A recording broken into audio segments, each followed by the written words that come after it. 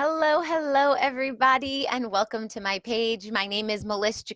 I'm an online marketing strategist and Facebook ad expert to health and life coaches, spiritual healers, and functional medicine doctors, and I help you transition from one-on-one clients to filling your group programs.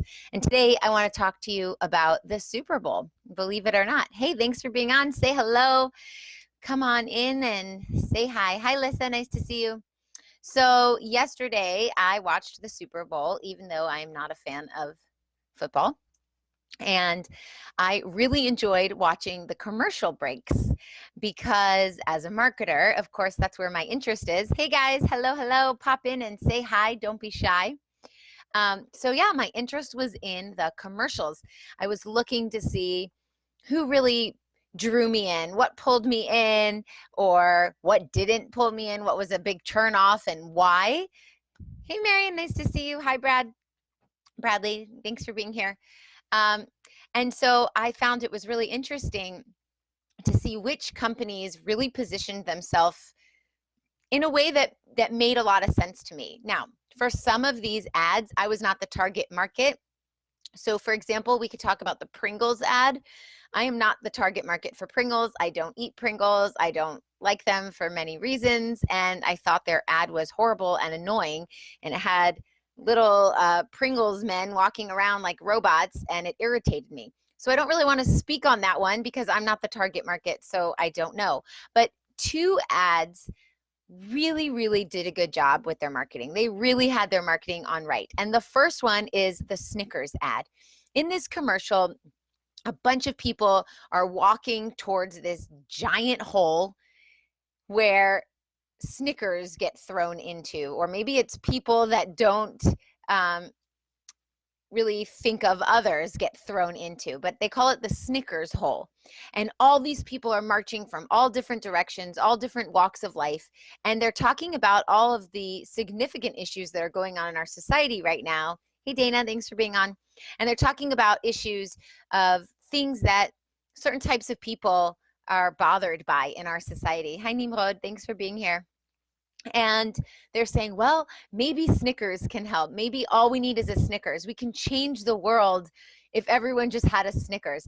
And first of all, I love Snickers. But second of all, it's really good sentiment because all of these emotional things that we have going on in our politics, or maybe it's with differences in gender equality or inequality or racial inequality or female and male inequality, that's gender inequality, whatever, all of the different inequalities that we have going on right now that are upsetting people in our society or are really drawing them apart and dividing them. So we have people who feel really strongly here and people who feel equally as strongly on the opposite side here. Hey, Pat, thanks for being on.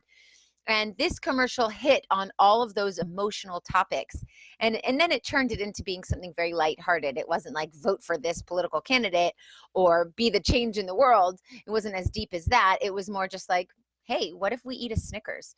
But what was so good about this is the emotional pull of the commercial. It was really hitting on all of these things that we think about in our society every single day that are us or dividing us in our communities.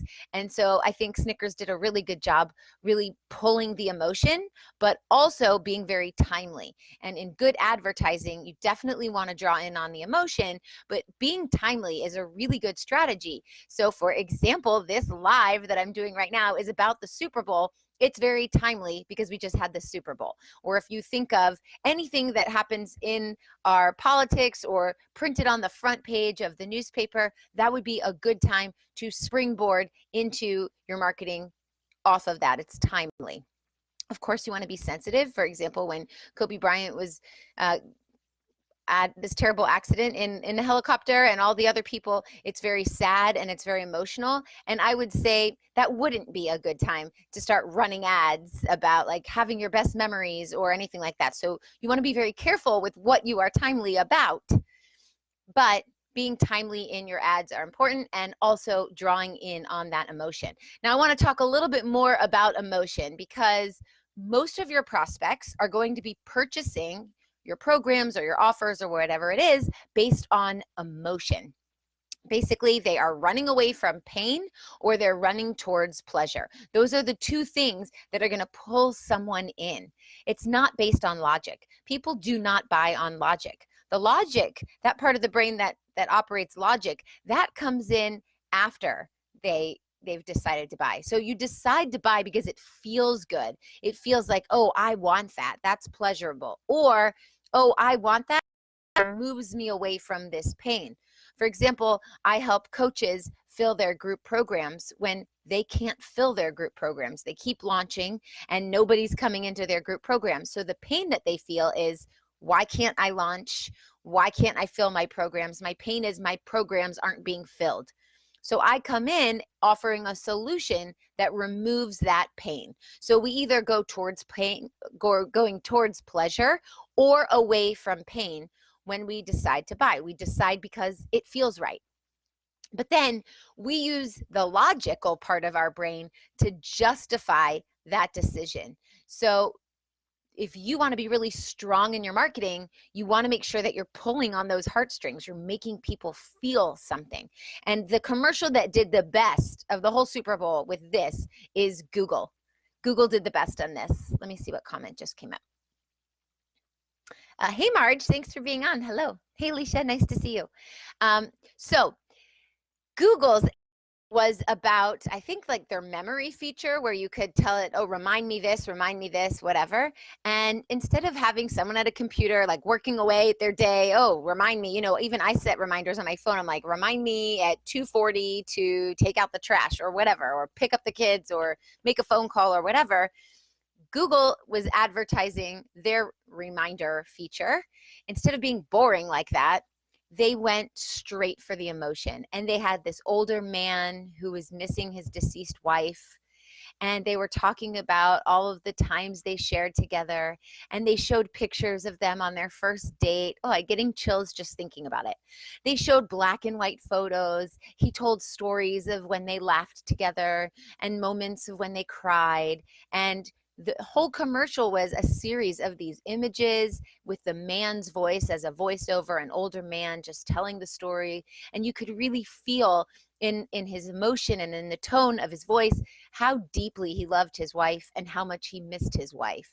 And so he was saying, oh, I remember that. Google, remind me of that time that we had our first date. And they'll show the picture of the first date, and then Google records reminder set or memory set or whatever. And at the end of the commercial is just scrolling all of these memories of this beautiful life that this lovely couple had together. And the wife has since moved on, deceased. She passed away, and the man was like very sad and feeling nostalgic towards his wife. Hey, Roberta, thanks for being on. So I can't actually see these comments. Let's see.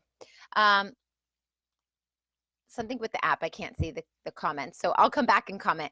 But that commercial was done so well because not only did it give you the imagery and the pictures were coming up, it also gave you the man's voice, so you could really put yourself into that story. Thanks for the love, thanks for the hearts.